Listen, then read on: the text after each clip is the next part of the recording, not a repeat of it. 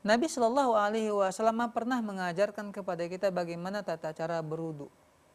Jadi dahulu memang ya ada alat seperti teko pada zaman kita sekarang ini atau tempat bejana lah kita katakan ya pada saat sekarang ini yang Nabi Shallallahu Alaihi Wasallam gunakan untuk berwudu. Bagaimana caranya? Yang pertama ialah beliau mencuci kedua tangannya. Nah ini beliau lakukan dengan cara menuangnya, dituangkan di atas tangannya ya sebanyak 3 kali.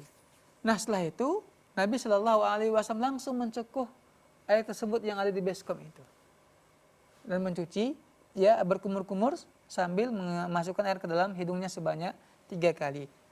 Kemudian beliau ambil lagi air, beliau ya basuh ataupun cuci wajahnya 3 kali dan tangan juga begitu, dan juga kepala juga ya, kemudian juga kaki. Ini yang Nabi Shallallahu Alaihi Wasallam melakukan. Nah dari sini kata para ulama kita ya, kalau kita kembali kepada hadis Nabi yang menyebutkan innal ma'a la yunajjisuhu syai'un.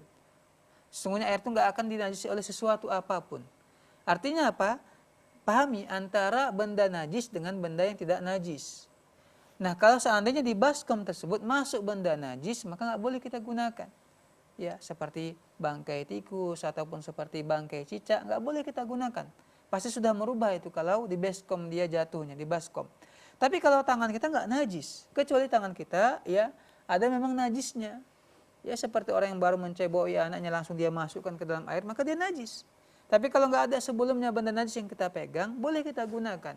Yang sesuai yang kita ajarkan tadi ya, kita mencuci terlebih dahulu, menuangkan ke dalam tangan kita, ke tangan kita 3 kali, barulah kita boleh mencukuhnya ya, kemudian kita berwudu dengan air tersebut.